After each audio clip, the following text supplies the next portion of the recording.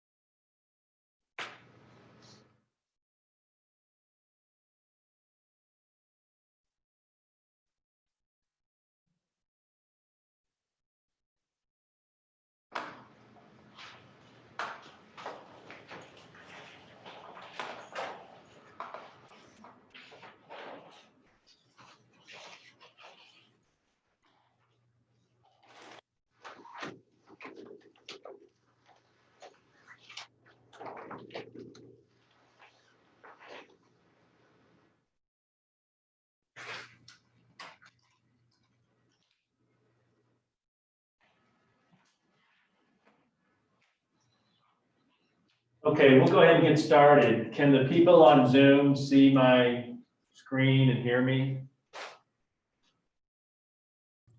Yes. Great, thank you. Okay, so what we're going to do today is we're going to go over the answers to exam 2. And if you have any questions, just let me know. And then the other thing we'll do is we'll start chapter 6 today. There are a couple changes, one change to the lab and one change to the next quiz time. And just to remind everyone that the lab this week will not be up in the laboratory room on the 4th floor. It will be in EAB 110. So if you're in my lab sections, I told you the wrong room last week. The correct room is EAB 110.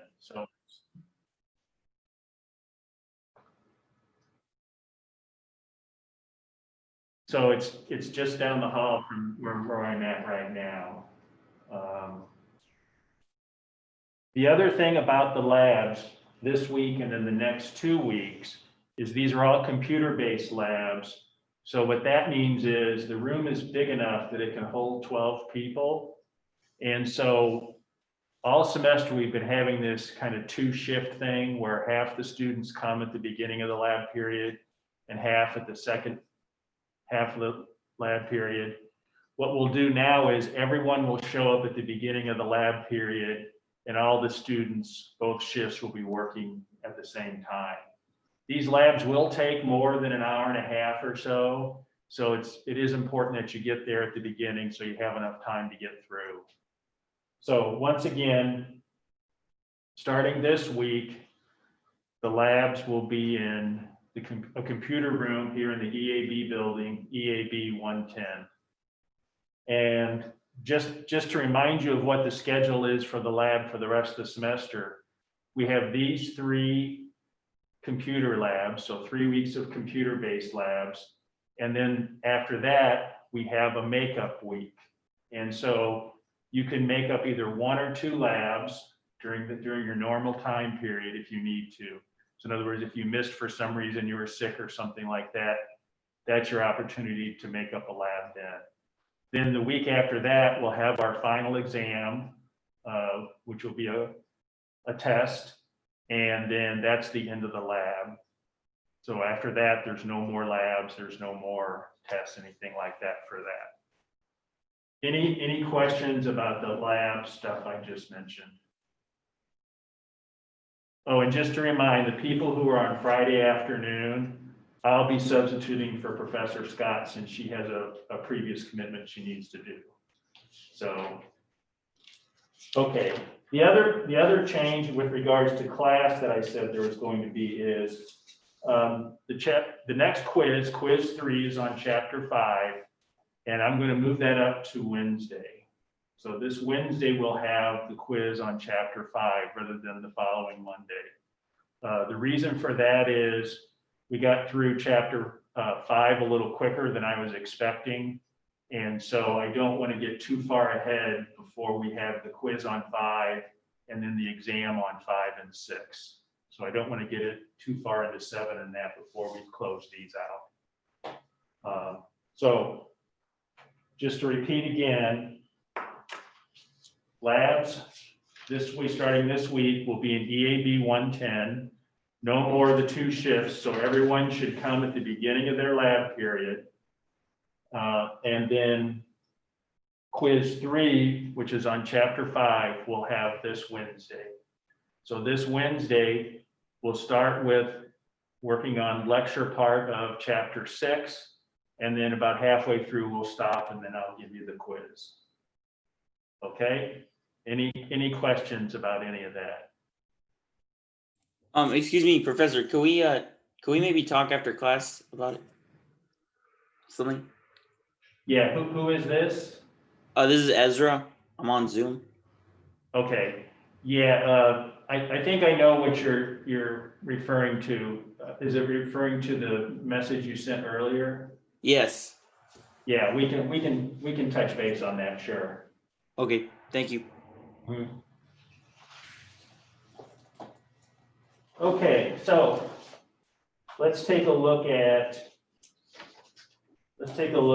exam 2. So as you would expect, we had a range of scores. You know, the highest score was 100. We had several students who got 100, so congratulations to those students. Great job. The average for the class was about 75%, I believe, just to give you a feel. So there were some higher scores, some lower scores, everything in between. So in general, reasonable scores for most students. And so, but let's go through this so everyone's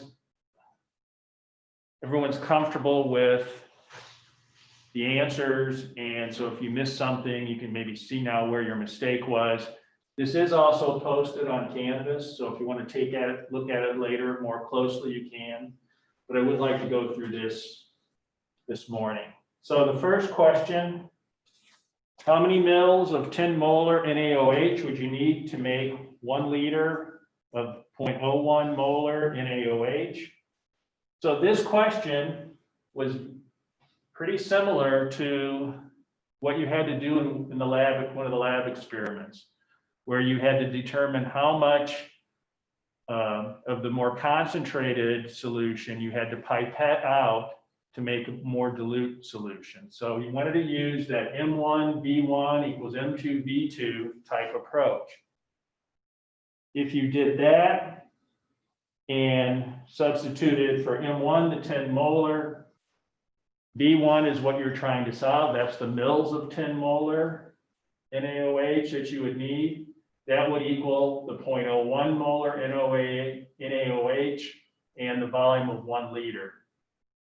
If you go ahead and rearrange and solve that equation, you get 0.001 liters. You need to convert that to milliliters because the question asked for how many milliliters. So the answer was 1 mil. I must admit that, you know, this was one of the most missed questions on the exam, and that surprised me a little bit because we talked about the M1 V1 in class, but more importantly, you had that in laboratory where you had to do that several times. So I think sometimes people have a hard time recognizing the approach that they need to take. And I think this was a good example of that, is that, because I know everyone knows how to do this because you did it in lab, we've talked about it in class, so you had a couple times where you saw it. But if you think about what you were asked to do here, you were asked to figure out how to use a more concentrated solution to make a more dilute solution. And this is a pretty standard thing that you do in the lab. I was telling somebody the other day that I literally do this every week almost when I'm making the solutions up for the class. So this is one of the things, you know, in Gen Chem, some of the stuff you do, you may never do again. That's one that, trust me, if you do anything in the laboratory, whether it's chemistry or biology, you'll do those types of calculations again. So if you were a little unclear on how to do that one, please take a look at it again so that you get comfortable with it. Okay, so the next 2 questions had to do with using the solubility tables that we had, the solubility guidelines that we had, to basically see if things were soluble or not. So in the first question of the choices that you had, they wanted to know which one a precipitant would form. And the one was sodium chloride and silver nitrate. That'll form silver chloride. The next question, which of the following will ammonium ion form in an insoluble salt? Well, the ammonium ion, NH4+, everything's soluble with that. So if you see NH4+ as the cation, that should be your tip-off that things are going to be soluble. So the answer there was none of the above. None of the choices, rather.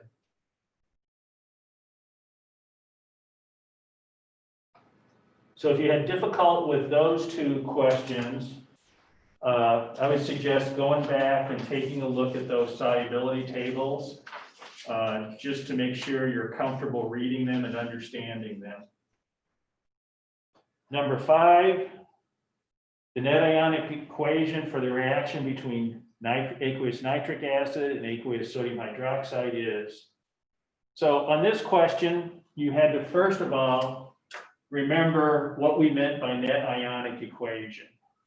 And if you think about it, we talked about when writing these types of equations, there's three different types. There's the molecular equation, which is where all the molecules are written together, not as ions or anything like that.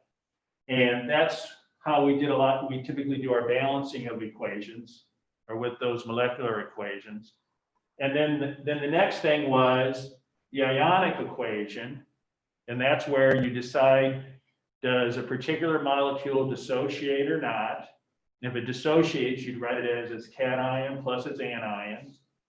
And then after that, you go and you look for this, what we call the spectator ions, and you cross those out to get to the net ionic equation.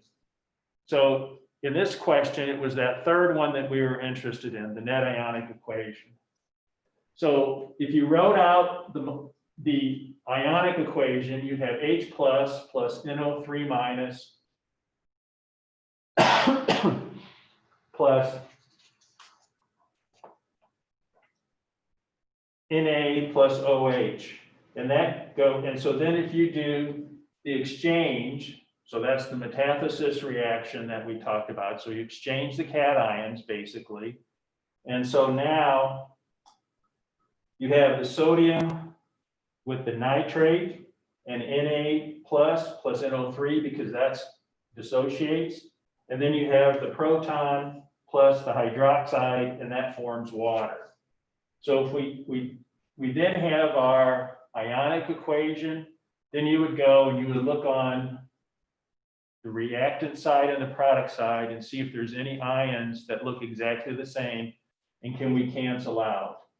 And in this case, we cancel out the nitrate, the NO3 minus, and the sodium, the Na plus, and that leaves us with H plus OH minus to give us water.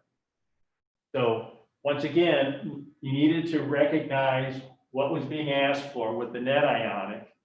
Net ionic tells us there's ionic forms there, but that we cancel out the spectator ions, and it's not looking for the molecular one.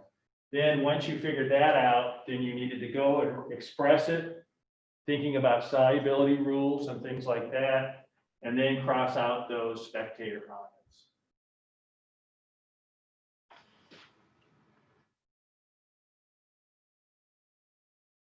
Okay, number 5, oxidation is and reduction is. So oxidation is loss of electrons. Reduction is gain of electrons. And then question 6, which is the correct expression for molarity? Molarity is moles of solute per liter of solution. So it's not moles per mil or mils per mil or anything like that. It has to be moles per liter, and then the liter is solution. It's not just the solvent.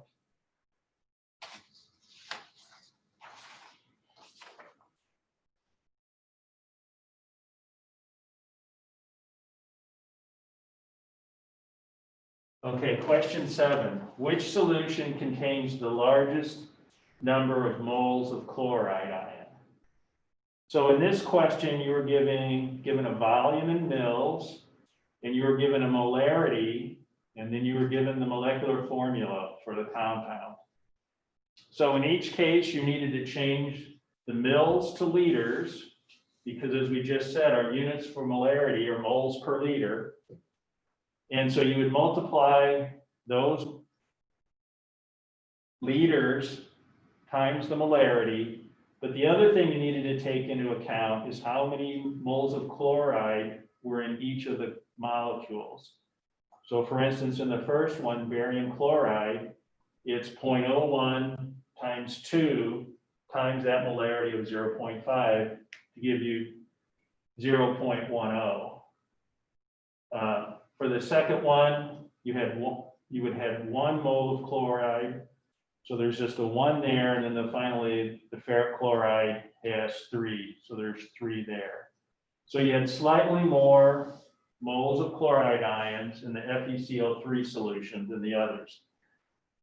Once again, the keys to this problem were recognizing that you needed to change that volume into a moles value. And you do that by first changing the milliliters into liters, because molarity is moles per liter. So to get our units to cancel, it has to be in liters, not milliliters. And then we need to take into account for those compounds, how many moles of chloride are there relative to the other atoms. And there you get that from the subscript in the molecular formula. So if you do all that and do the math correctly, then you can compare the numbers and determine that the FeCl3 solution, as I said, is the one that is the greatest number of moles. And number 8, the strong electrolyte is one that ionizes completely in solution. Remember, one of the things that we talked about with strong electrolytes is they have the ability to conduct electricity, and they can conduct electricity because there's a lot of ions present. Remember we talked about for non-electrolytes, those are soluble, but because they don't ionize, they don't conduct electricity. And we had the examples of sodium chloride as being a really strong electrolyte, good conductor.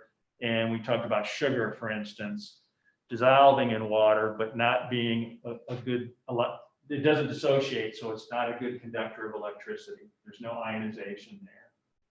So the key to number 8 was remembering that bit about conducting electricity.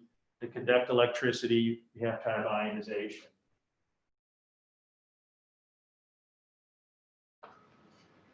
Okay, another electrolyte question. Which of these are strong electrolytes? So in other words, once again, which of these dissociate fully? If we kind of go through the list, HCl is a strong acid.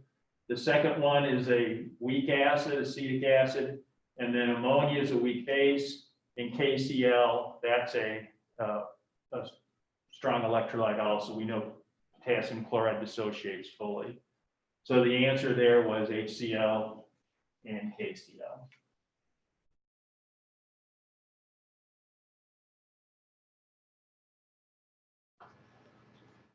Number 10, what are the spectator ions in this reaction of KCl and AgNO3? So kind of similar to that earlier problem, you would have needed to have been able to write out the ionic equation so that, and remember some of the solubility rules. So in this case, we know that KCl ionizes to potassium and to chloride, the silver nitrate. It dissociates also. So we have silver ion and nitrate ion. We do the exchange. So now silver is with chloride, potassium is with nitrate. We look at the solubility of those. The potassium nitrate, that stays dissociated. The silver chloride, that forms a precipitant. So then we have our ionic equation there written out. The ones I have circled are the ones that are the spectator ions because they're the same on each side. And so we would normally cross those out to get that Ag plus Cl minus going to silver chloride solid. That would be our net ionic equation. Here we wanted to know which are the spectator ions. And so that's the potassium plus and the NO3 minus. Okay, in 11, what's the concentration in molarity of a sodium chloride solution prepared by dissolving 9.3 grams of sodium chloride in sufficient water to give you 350 mils of solution? So right off the bat, we would say, okay, if we're looking for molarity, that's moles per liter. So we need to get our units into moles per liter. Well, we're starting with grams of sodium chloride and mils of solution. So we need to change the grams of sodium chloride into moles. we were given the atomic weights for sodium and chloride. And so we could use those atomic weights to calculate the molecular weight of sodium chloride. That's 58.5. We have that in the denominator so that our grams cancel. And then now we're in moles of sodium chloride in the numerator. And then in the denominator, 350 mils is equal to 0.350 liters. So to go from mils to liters, you move the decimal 3 places to the left. And then if we do that math correctly, then we get 0.45 molar.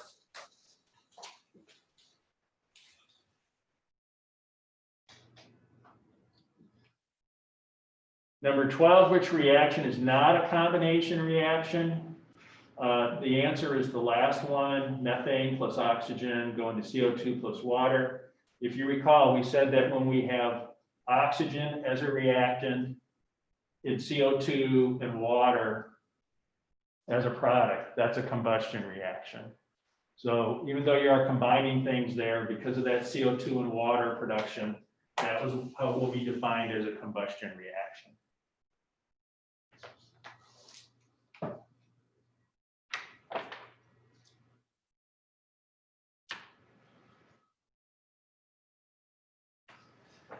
Number 13, which of the following is soluble in water?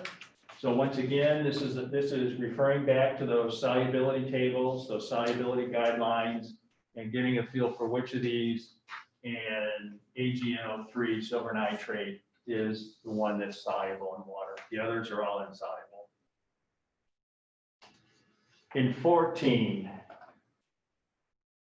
this is an oxidation number question. Remember, we talked about oxidation numbers and we had some guidelines that we talked about, which helps us understand if a particular element is being oxidized or reduced. So we said this is kind of like a bookkeeping exercise that you can do to help you understand that. For these types of problems, what you want to do is you want to start with the elements that you're pretty sure of. So for me, I look at this, and like in the first one, the NaNO3, there are some exceptions, but almost all the time oxygen's -2. So if oxygen's -2, and I have 3 of them, that's a total of -6 contribution from the oxygens. Sodium is always +1. So now I have +1 from the sodium, -6 from the contribution from the 3 oxygen atoms. And so that's a difference of 5. My molecule is neutral, so that all of these oxidation numbers, when you add them up, have to add up to 0. And so if I have -6 and +1, that tells me that the nitrogen has to be +5. We kind of use similar logic on the others. For HNO2, once again, the oxygen's -2. -2 times 2 is -4. Hydrogen is almost always +1. And so then that leaves that nitrogen on the HNO2 as +3. The third one, NO2 minus, oxygen again, -2. 2 times -2 is -4. But in this case, it doesn't have to add up to 0 because there's a negative charge on that ion. And so instead of it adding up to 0, it has to add up to -1. So then that tells me if I have -4 from the oxygen contribution, the nitrogen contribution has to be +3. And then that gives me a net -1 for, in this case, an ion. And then finally, NH3, once again, hydrogen's usually 3. Usually 1, and we have 3 of those. So that's 3 times 1 is +3. That gives me the nitrogen as a -3. So then you go back and you see what we had: +5, +3, +3, -3. So +5 is the highest oxidation number. And so that's the NaNO3.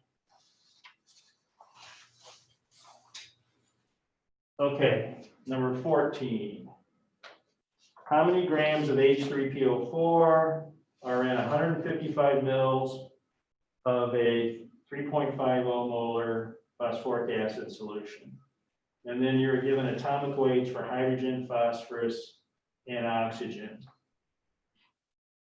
So in this case, you start with a volume, 155 mils, and you have a molarity. And so if you want to go from volume to, in this case, grams, you know that you're going to have to go through moles, and you know that if you're going to be involved with moles and then trying to go to grams, you're going to have a molecular weight.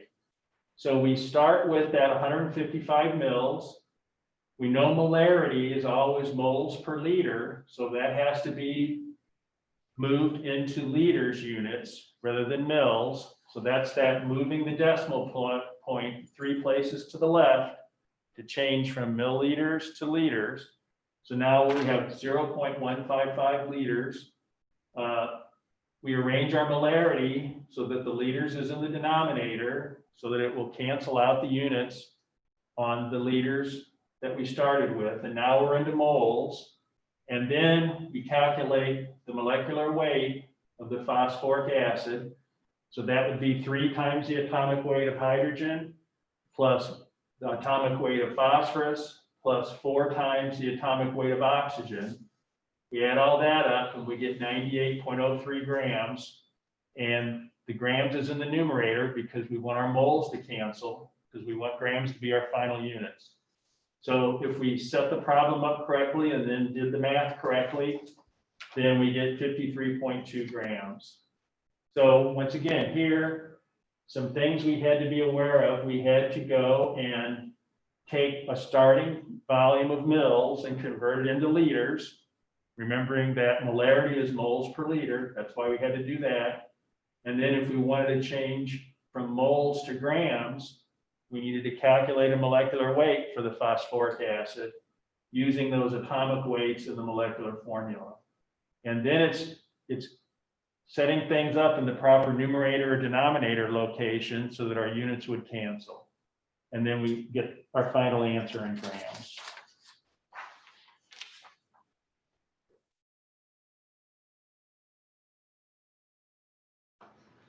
Okay, on 15. The KCl solution was prepared by dissolving 9.3 grams of potassium chloride in sufficient water to give 350 mils of solution. What is the concentration and molarity of this KCl solution? So, as we've been saying, we know that if it's molarity concentration that we want, we have to have final units of moles per liter. We have a weight, so we want to convert that to moles. We do that once again by using the molecular weight of the compound.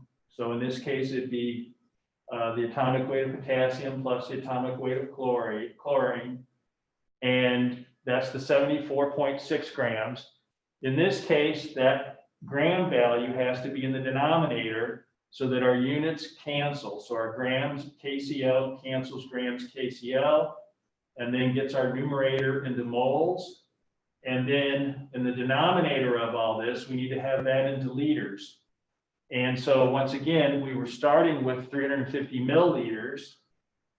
And so we move that decimal 3 places to the left to convert from mils to liters. And then if we do that, set it up and then solve, we get 0.36 molar.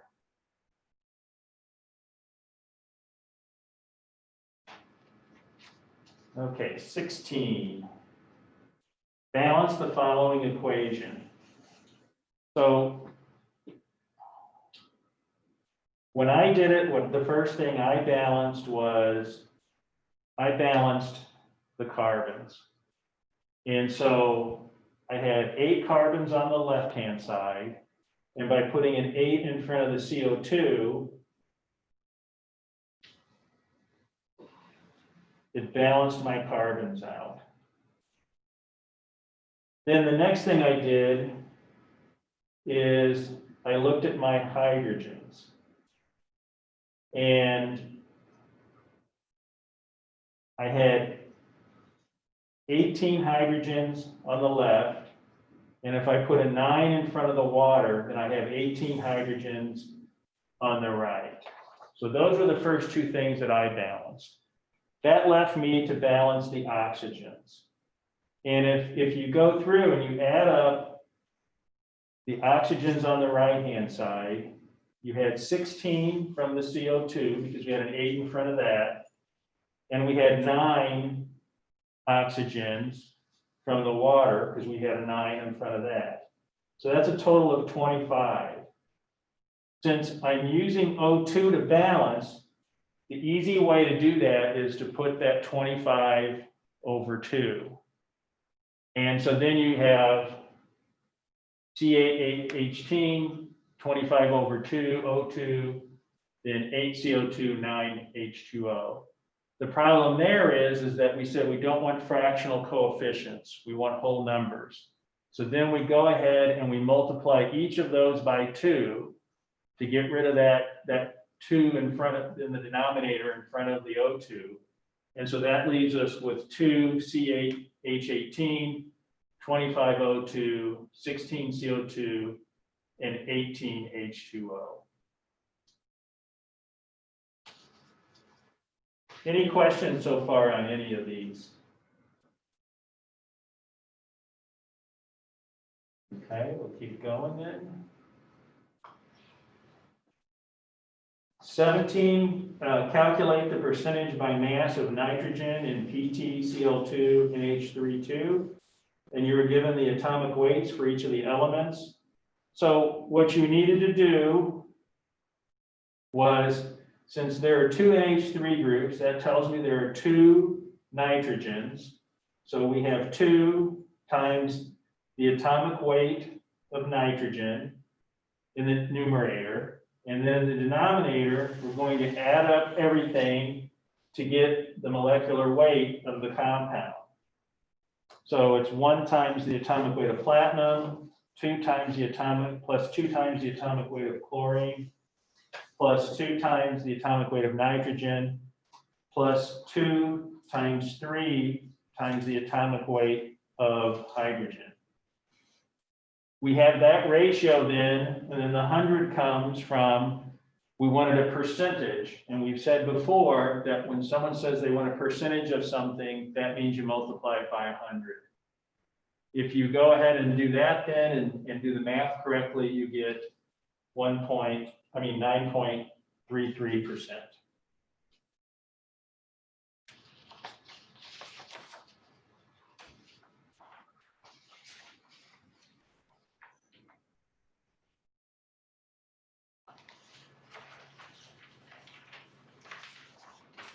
Okay, 18.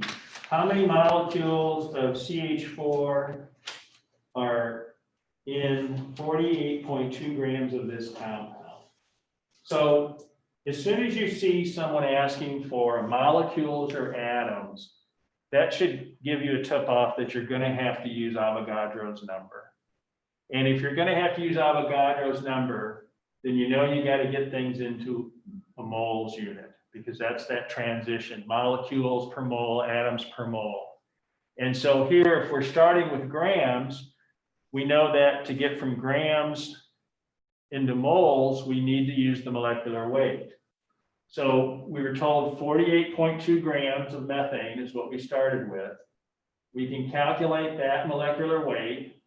So 1 times the atomic weight of carbon plus 4 times the atomic weight of hydrogen. And that's our 16 value there in the numerator, in the denominator rather. And so now we've converted the grams into moles, and that allows us then to use Avogadro's number, 6.02 times 10 to the 23rd molecules per mole.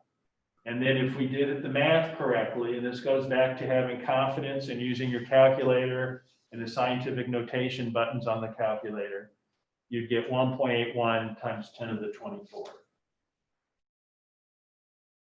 19 was another balancing the equation problem. For me, the first thing I balanced was the aluminum, putting a 2 in front on the aluminum nitrate on the left-hand side, so that balanced that out. Then I balanced the sulfurs. So I had 3 sulfurs on the right-hand side. By putting a 3 in front of the N2, N2S, I got 3 sulfurs there on the left-hand side. So then finally, I balanced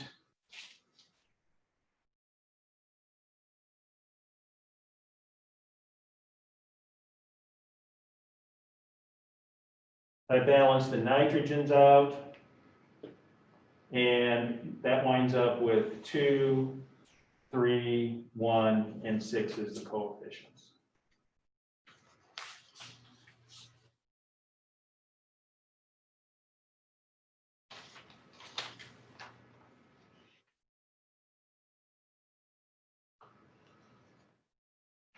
Okay, in 20, combustion reaction of propane yields excess CO2 and H2O, and the excess oxygen yields CO2 and H2O. And so you're told you have 2.5 moles of oxygen are used in the reaction. How many moles of CO2 are produced? So here you needed to use the mole ratio from the reaction equation, which told us that we had 3 moles of CO2 produced for every 5 moles of O2 that were used. So we started with 2.5 moles of O2. We used that mole ratio from the coefficients in the reaction. We know that the 5 needs to go in the denominator because that's where the moles of oxygen are. We want to cancel out those moles of oxygen to transfer things into moles of CO2. And then that leaves the 3 in the numerator. And that works out to be 1.5 moles of CO2.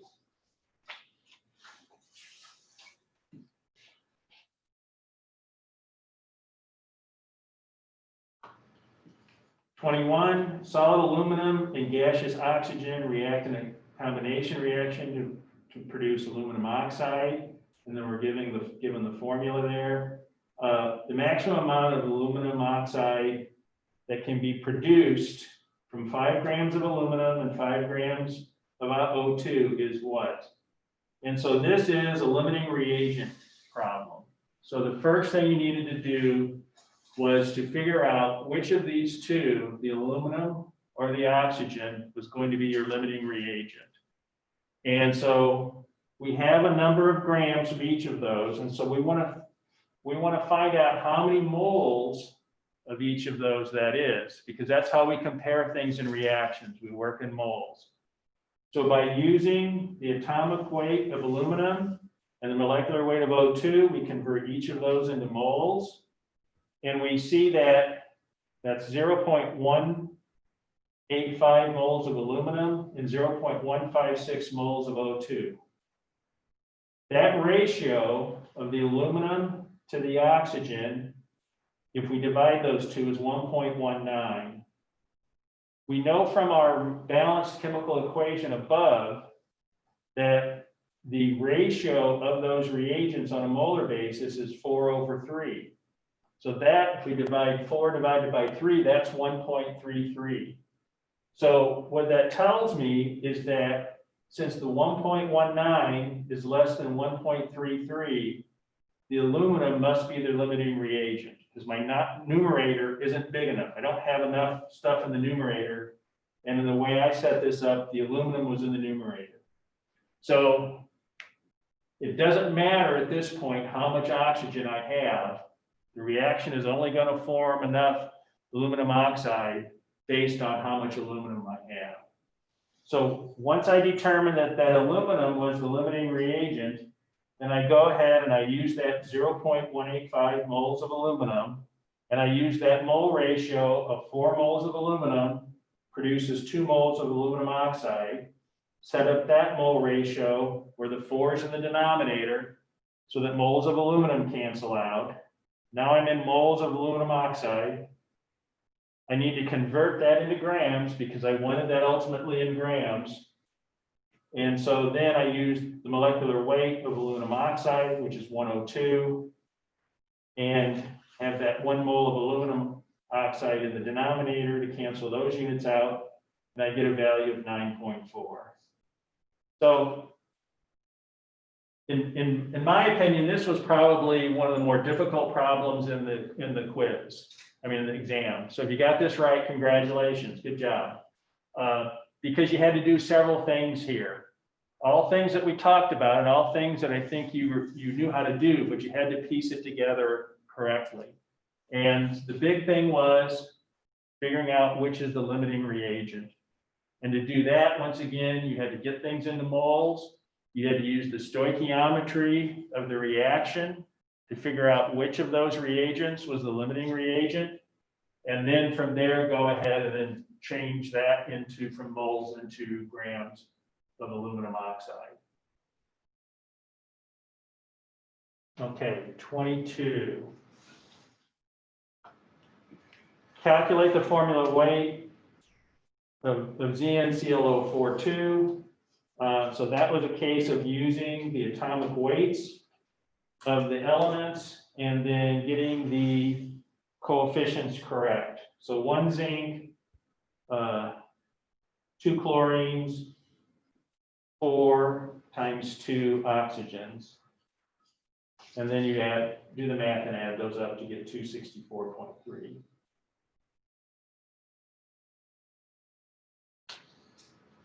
Okay, number 23.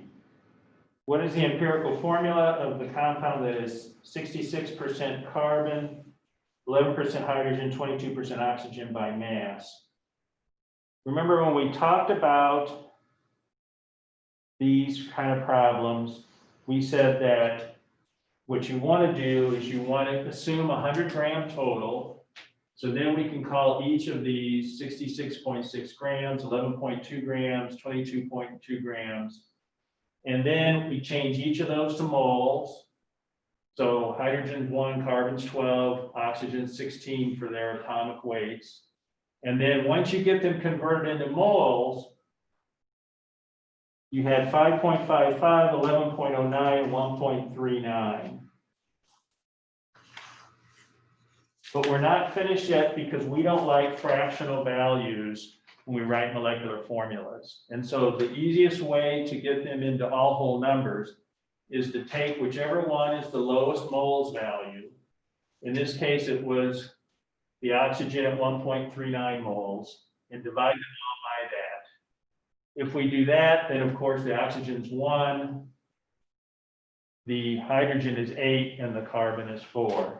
To give us that answer of C4H8O1. And then finally, last but not least,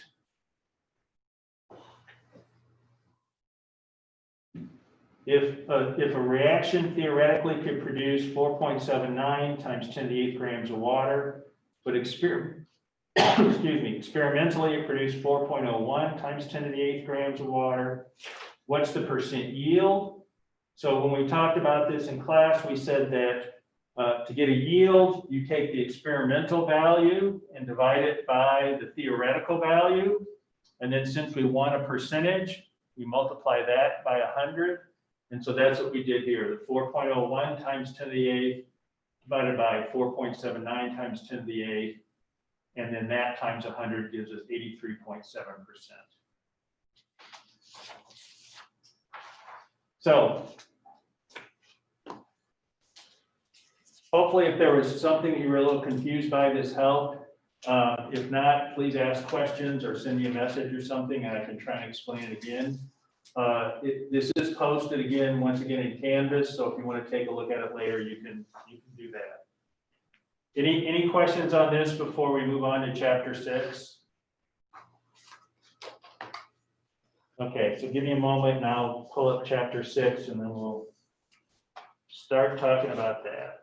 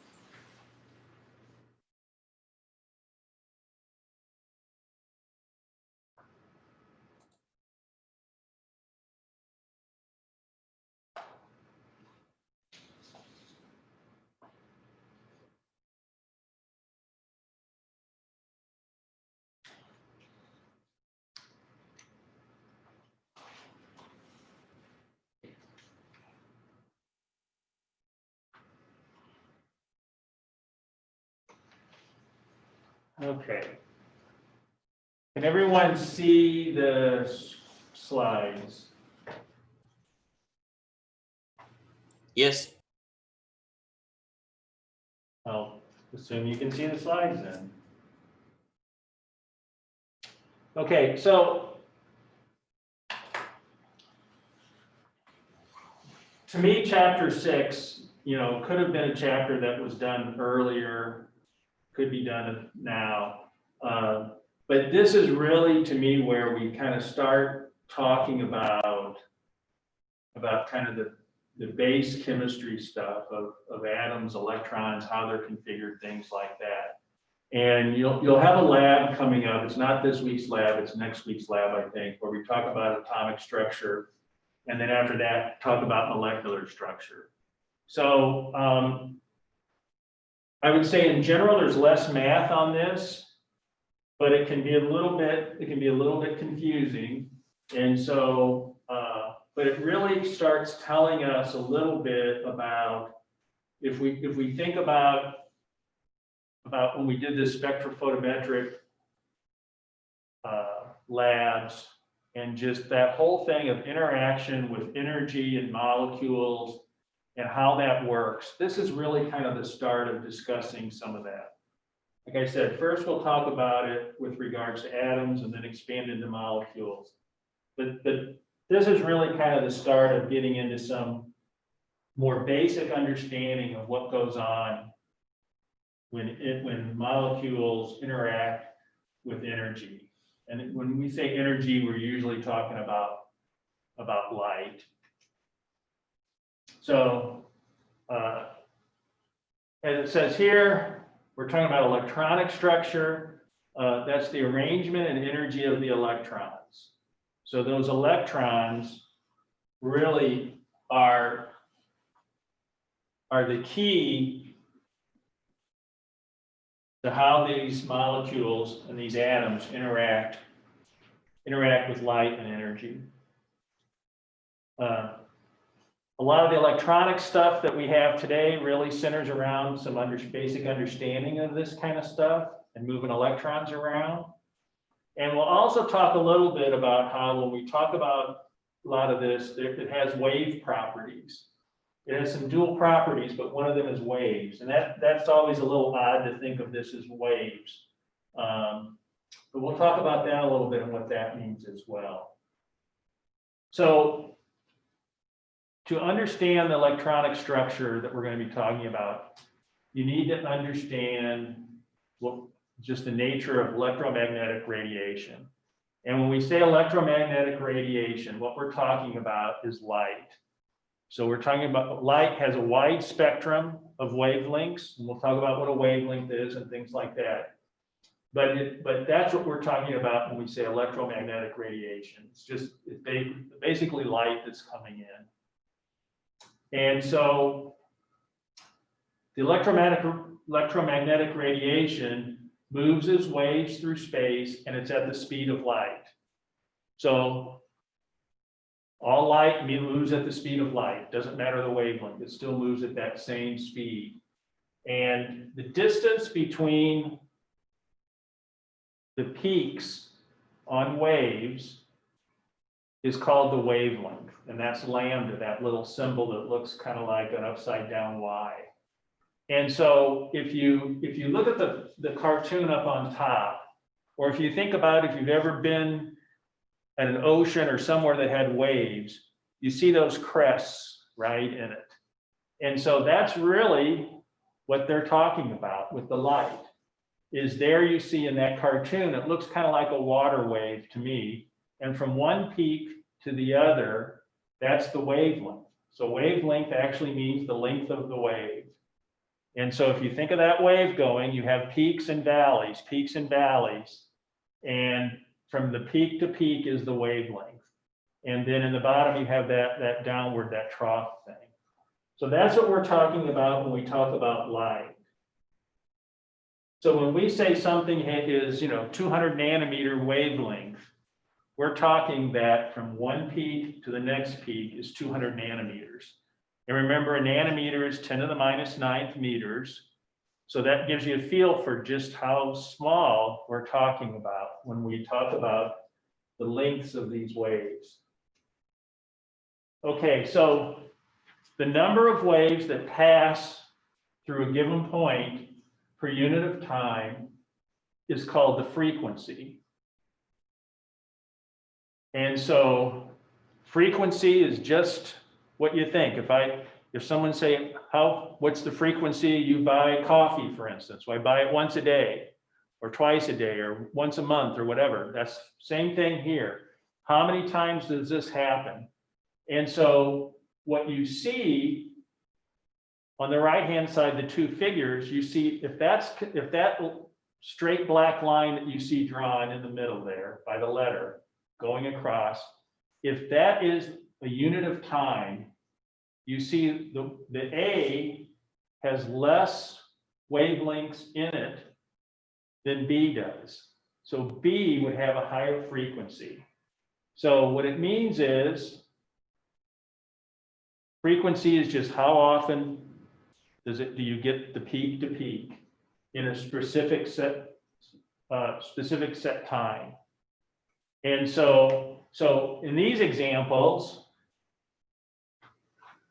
you have 2 and you have 4 would be the frequencies. So because you have the 2 peaks on the top one and 4 peaks on the bottom one. And so once again, wavelength, literally the length of the wave. Frequency is the number of times the wave goes per unit time. And so frequency is often expressed as hertz, and hertz is 1/seconds. So light doesn't have mass. It's the fastest thing that we know of. So that's when you say something's at the speed of light, that's really fast. That's the fastest thing that we're aware of. It has both wave and particle properties. And so we'll talk about something called photons. And you can think of a photon as a little packet of energy. And that packet of energy is going to be related to the wavelength, the frequency, things like that. And we'll get into that in a moment. The wave properties that we talk about, you have an oscillating wave of electric and magnetic fields. And so that's where that comes in. So you hear people talk about the duality of light, and that's this photons, it has wave energies and it has photon particle properties. So wave properties and photon or particle properties. That's that duality of light. So wavelength again is this kind of upside down Y symbol. That's the Greek letter lambda. And the wavelength determines the color of light. Now we know that from our lab, that we did a lab on that where we had different wavelengths and we associated that with color and talked about that. Now we're going to get into a little bit more of the theory behind it. The wavelength determines how much energy one of its photons carries. There's an inverse relationship between wavelength and the photon. And so what this tells us is that the energy is proportional to 1 the wavelength. Okay, so that little symbol there means proportional.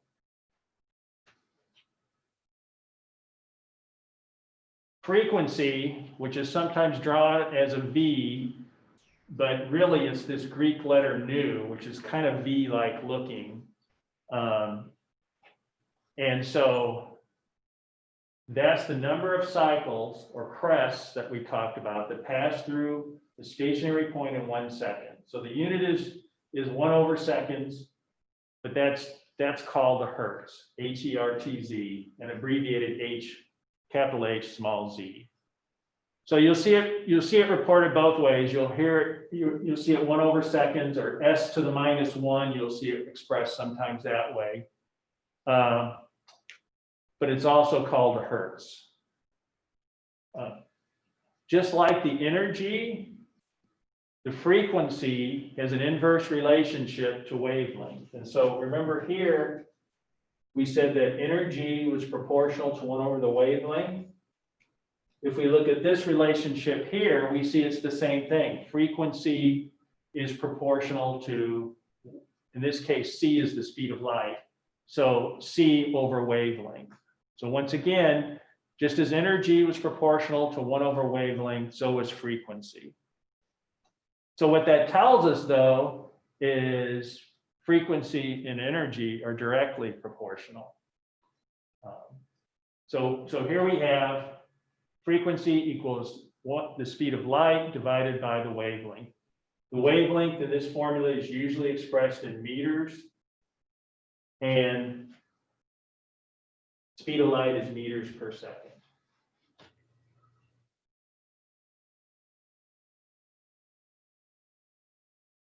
So, as I said before, when we talk about electromagnetic radiation, we're really talking about light. And it doesn't matter what the wavelength is, that's just a general term for light.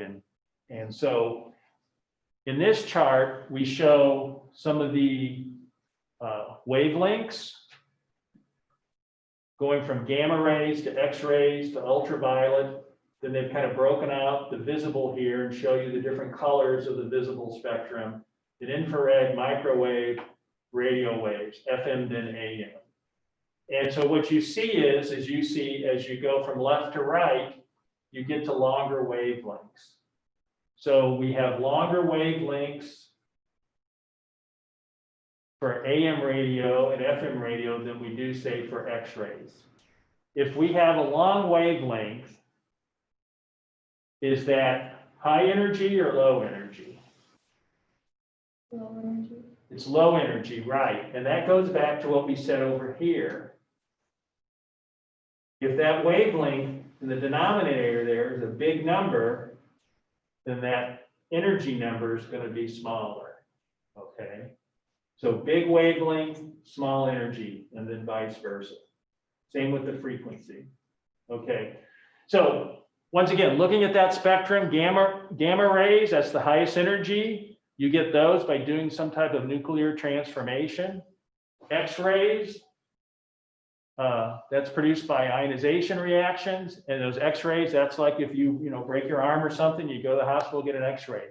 Ultraviolet, we hear a lot about that with sunscreen and things like that. There's UVA, UVB, UVC. The ozone layer, this is why that's important, is it protects us from UV light. Reptiles need UVA and UVB to regulate their body temperature. There's a little trivia fact there for you. Visible, that's the colors that we see. So that's red, blue, green, yellow, those things. That's what we see. Infrared is used a lot in chemistry. But where you use it probably every day is most of the remote controls. That's uses infrared light to change the channels on your TV. Microwaves, we use that to cook food, heat up our lunch, things like that. And then finally, radio waves, FM, which is frequency modulation, and then AM amplitude modulation. So that's kind of the way that we tend to describe the radiation. And here again is just showing you again where that is on it. Increasing wavelength going from gamma rays all the way through the radio frequency wavelengths. And once again, all electromagnetic radiation, so in other words, all light travels at the same speed. And that's 3 × 10⁸ meters per second. And so that's the speed of light.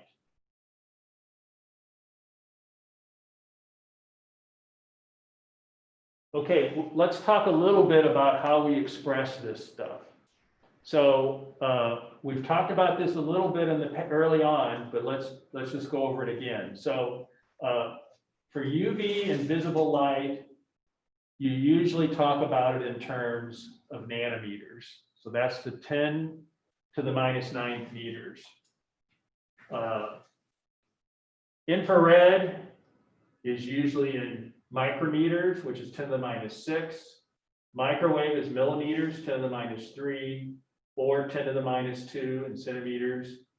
And then you see television, radio stuff, and radio in particular has much bigger units because those wavelengths are longer. Remember, we had that on our progression there. But the key ones that you hear all the time and are important are the nanometers for UV and vis. That's real important. And the micrometers for infrared. That's pretty common too.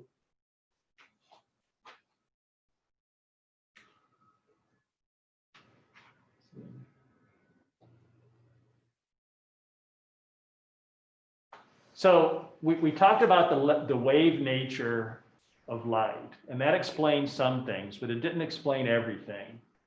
And so three properties that that were noticed about atoms interacting with electromagnetic radiation cannot be explained by waves. The first was emission of light from hot objects. That's called black body radiation. The second is emission of electrons from metal surfaces on which light is shown.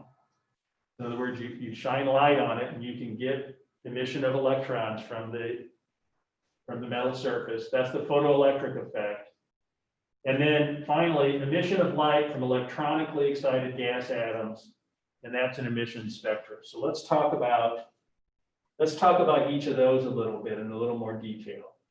Because the whole wave thing looked pretty good until people made these observations and said, well, this doesn't make sense from the wave perspective. So Planck proposed that energy can be released or absorbed by atoms only in discrete, what he called chunks. Okay, so, and that was how they first started describing what goes on when you heat this up and see something going on. And there you see some metal heated up and it's giving off light. So the chunks came to be known as quanta, or quantum for singular. And so energy comes in these discrete packets. I always think of it as packets rather than chunks or quanta or anything like that. And this is the relationship, is that energy equals h times the frequency. And h is something called Planck's constant. And that's this value down here, 6.626 times 10 to the minus 34th joules second. So it's not joules minus seconds, it's joules seconds. It's just written that way with the dash, don't ask me why. And so that's not a number I would expect you to memorize. If you need to use that for a calculation, you'll be given it. But what this tells us is that it's a way of explaining that what we'll see in a moment here is these transitions, whether it's giving off light or taking in light, absorbing light, it doesn't just happen randomly. There's only certain amounts of energy that cause that to happen. And that was a big deal. So matter can emit or absorb energy only in whole number multiples of H, I'll just say HV, such as 1, 2, 3, 4, whatever. So kind of like when we talk about some of our reactions, we don't have fractional things going on, or we don't have fractional molecular formulas and stuff like that. It's a similar thing with the energy. The energy's got to fit correctly in terms of how much is there for something to happen. And usually what we're talking about is giving off energy or absorbing energy. So if you absorb energy, that would be like our endothermic stuff, right? Remember we talked about that in chapter 5, endothermic, energy going in, exothermic, energy going off. This is telling us that with the light, there's discrete packets that cause it to come in and do something or give off. So because there's only these specific amounts of energy that are allowed, we talk about that being quantized. And in a little bit, we'll talk about something called quantum mechanics. And so that's where this word kind of comes from, is this defined quantities of stuff that have to be involved. So to us, we don't see these discrete packets because it's happening on a molecular atomic scale. But at that level, that's what's happening, and we just kind of see the end result. So the photoelectric effect, Einstein used quanta to explain this. And so light shining on a clean metal surface causes electrons to be emitted from the surface. You need a minimum frequency of light, which is different and unique for each metal, to get that emission to occur. So if you don't have the right energy, so in other words, you don't have the right quanta, nothing happens, okay? And so when the energy strikes the metal, it's like a stream of these little energy packets, and that each packet is called a photon. So these photons need to have a certain amount of energy in them in order for you to get either the emission or the absorption, depending upon which case you're doing. In this case, it's an emission, because we're saying that if you have a clean metal surface, if you have the right energy photon hitting, then you're going to get some electrons moving. Okay, the last one, the third one, the photoelectric effect. There's a certain amount of energy called the work function is needed for electrons to overcome the attractive forces holding them in the metal. If the photons do less energy than the work function, the electrons don't not escape. So in other words, you have a certain amount of energy that holds this stuff together. You got to put enough energy in that it overcomes that energy holding it together to get something to happen. So if you just increase the intensity of the light, that doesn't lead to emission. You have to change the light frequency. And this goes back to those formulas that we have, which related energy to wavelength and frequency and all that. So just pushing harder, so to speak, doesn't do anything. You got to be the right frequency. And so once again, this is our formula: energy equals Planck's constant times the frequency. And we know frequency is related to wavelength. Okay, atomic emissions. You get emission spectra. So in other words, you get energy released from atoms and molecules. And there was kind of confused by that. So here they show you neon and hydrogen. You can actually see those are colored emissions. And so there's two things. If you think of like the light bulbs in your room, the energy coming out of that is a continuous range of wavelengths, okay? So that's where if you ever see light and you put a prism in front of it, you get the colors of the rainbow type thing. That's telling you that all that light is there. It's a continuous light source. With atoms and molecules like this, you get something called a line spectrum, and that's what's on the bottom. So top shows you kind of that broad-based light source. You get all these wavelengths. You go through a prism, you can break them up and see which ones are there. With these elements, there's defined wavelengths that they emit light at. So if you put the right amount of energy in, then they'll emit, but it's only at certain wavelengths. And actually, by knowing what wavelengths it's emitting, you can tell which element it is. There's a whole range of analytical chemistry known as atomic spectroscopy that takes advantage of this, where you put energy in, the element emits at characteristic wavelengths, and you monitor those wavelengths. And that's what you're seeing here on the bottom. Those are showing you the characteristic wavelengths for hydrogen and neon.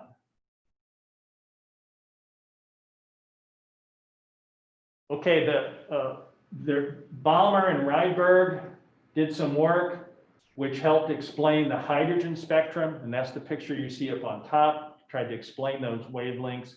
And then Bohr explained why this mathematical equation works. So the RH is the Rydberg constant. Once again, that's a number you would be given if you were doing this type of calculation. And so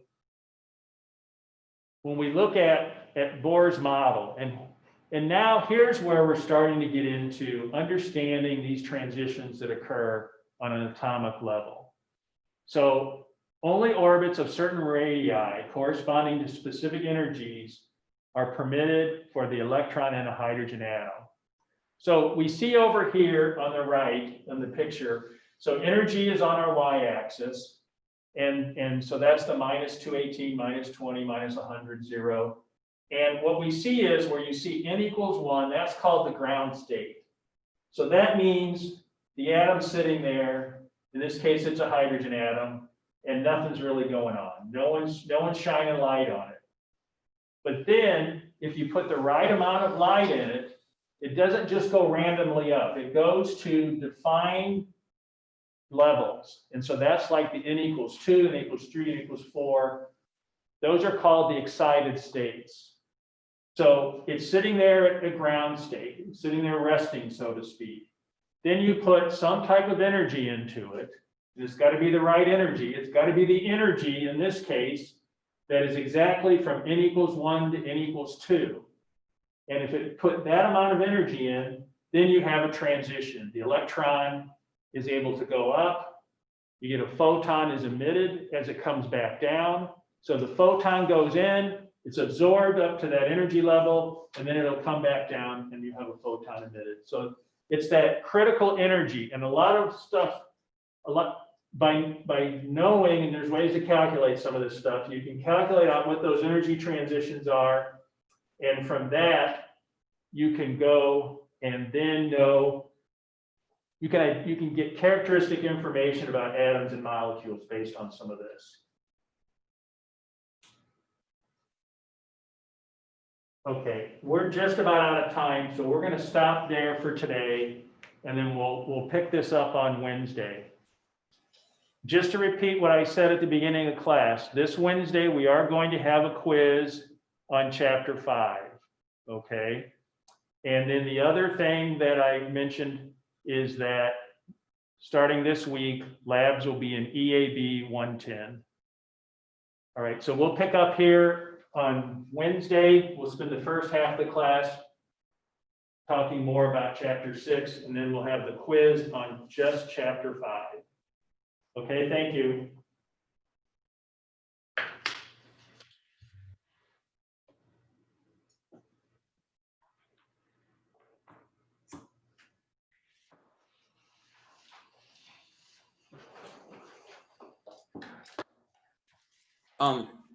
Excuse me, Professor. Yes. Yeah, I was wondering maybe if we could talk about like situation.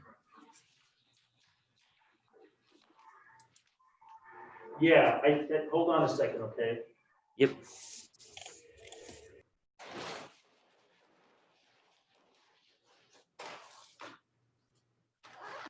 So what I would prefer to do is I'll be back in my office in like a couple of seconds. Is there a number I can call you at? Yeah, I have a class coming up.